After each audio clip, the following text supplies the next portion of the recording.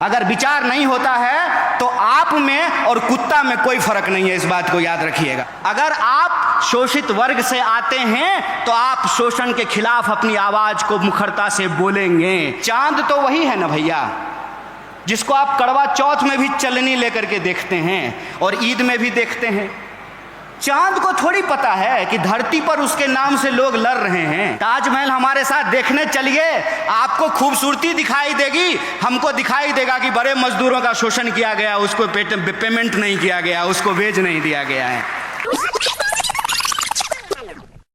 भारत में अगर ईश्वरवादी सत्ता है तो उस ईश्वरवादी सत्ता को चुनौती लेने वाले विचार भी आपको मिलते हैं। फर्ज कीजिए, चांद तो वही है ना भैया, जिसको आप करवा चौथ में भी चलनी लेकर के देखते हैं और ईद में भी देखते हैं। चांद को थोड़ी पता है कि धरती पर उसके नाम से लोग लड़ रहे हैं। वो तो करवा चौथ में भी देखा जा रहा है और ईद में भी देखा जा रहा है। सत्ता कितने प्रकार की है? सत्ता जाति की हो सकती है, सत्ता धर्म का हो सकता है, सत्ता पितृ सत्ता की हो सकती है, सत्ता अर्थ का हो सकता है।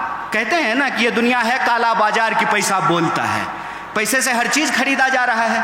तो सत्ता को चुनौती देने का जो साहस होता है, वो साहस अगर आपके भीतर है, वो समझ आपके भीतर है, तो आप सत्य की राजनीति के साथ खड़े हैं। दो ही रास्ता है, नदी के उस किनारे खड़े हो जाइए, सत्ता से हाथ मिला लीजिए, या अपने दिलों में सत्य का अरमान लिए हुए गांधी बुद्ध के रास्ते पे चल पड़िए, डॉक्टर बाबा साहब भीमराव अंबेडकर के रास्ते पे आगे निकल पड़िए। और सारे स्पीकर ने कहा कि विचार नहीं होता है, गलत बात है।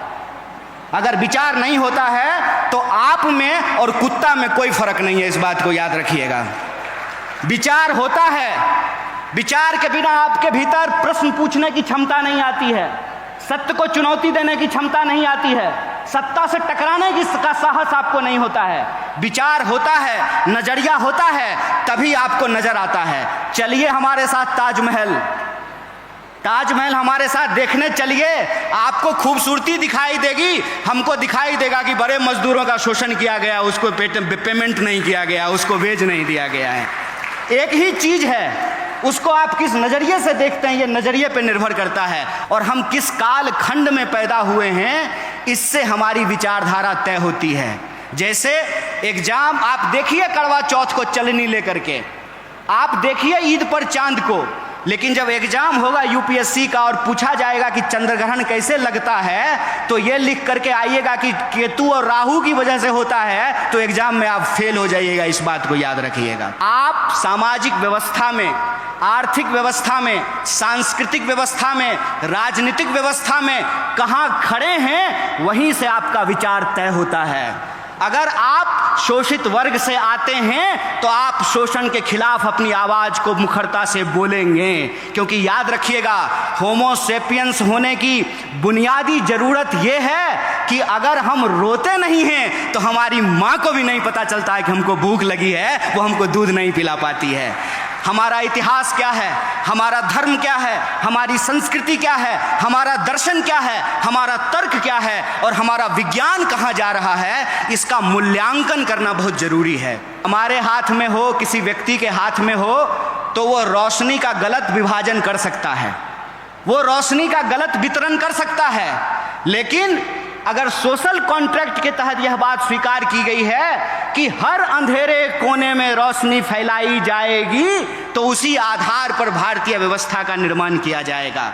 और जब देश 47 में आज़ाद हुआ, संविधान सभा का गठन हुआ, 50 में जब संविधान लागू हुआ, तो आपको मालूम होना चाहिए कि इस देश में जाति व्यवस्था के खिलाफ जो हजारों साल का संघर्ष था, उसको एक जीत हासिल हुई, उसको एक मुकाम हासिल हुआ, और पहली बार ब्राह्मण और दलित को बराबर को वोट देने का अधिकार मिला। यह इस देश के संविधान से संभव हो पाया है। आजकल युवा नेता क्या करते हैं, मोबाइल लेते हैं और किसी दोस्त को पकड़ा देते हैं।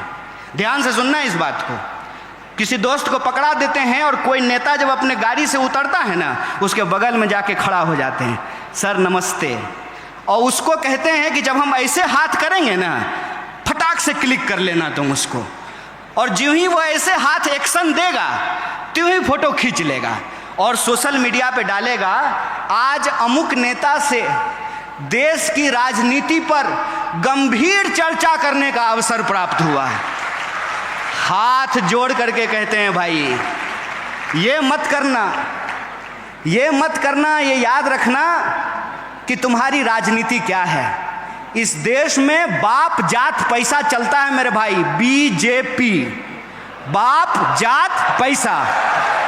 अगर बाप जात और पैसा नहीं है तो तुम्हारे पास एक ही विकल्प है, तुमको ऑथेंटिक होना पड़ेगा। वैलेंटाइन डे पे झूठ मूठ का आई लव यू कहने से काम नहीं चलेगा मेरे भाई। अगर प्यार करते हो तो तुम्हारे दिल में प्यार हो, और वो प्यार ऐसा हो कि वो इंसान तुमको मिले ना मिले तुम ही प्यार बन जाओ, ऐसा जज्बा तुम्हारे अंदर होना पड़ेगा। कोई बाप ऐसा बच्चा नहीं पैदा किया है कि संघर्ष की कोख से पैदा होने वाले इंसान का रास्ता रोक दे। तुमको सत्य के साथ खड़ा होना पड़ेगा। फिर वो जो नेताजी के साथ तुम ऐसे फोटो खिंचा रहे हो ना, वो नेताजी अपने पीए से फोन कराएंगे कि जरा उसको बुला दो, तो तुम कहना नेताजी बाद में आते हैं, अभी हम आंदोलन करने जा रहे हैं, जरा कलेक्टर को हम स्मारक पत्र देने के लिए जा रहे हैं। राजनीति का मतलब सत्य के लिए संघर्ष करना होता है, और सत्य की एक विचारधारा होती है, इस बात को याद रखना। दक्षिण वाम और मध्य के रास्ते में मैं पढ़ने के लिए नहीं कहता हूँ, उसका चुनाव आप खुद करो, लेकिन कैटेगरी में मत फंसो। लेकिन एक कैटेगरी जरूर होती है, वो कैटेगरी होता है सत्य का। उस सत्य की विचारधारा पे चलो, और इस देश ने बार बार ये साबित किया है, यह देश बुद्ध की धरती है, इसीलिए यहाँ कोई भी संघर्ष हिंसा से नहीं, अहिंसा से करके उस संघर्ष को जीता जा सकता है। अगर बुद्ध ने उंगली माल को संत बना दिया अपने अहिंसा से, तो तुम भी आज के उंगली माल को रास्ते पे ला सकते हो अपने संघर्ष से। बस इस बात को याद रखना।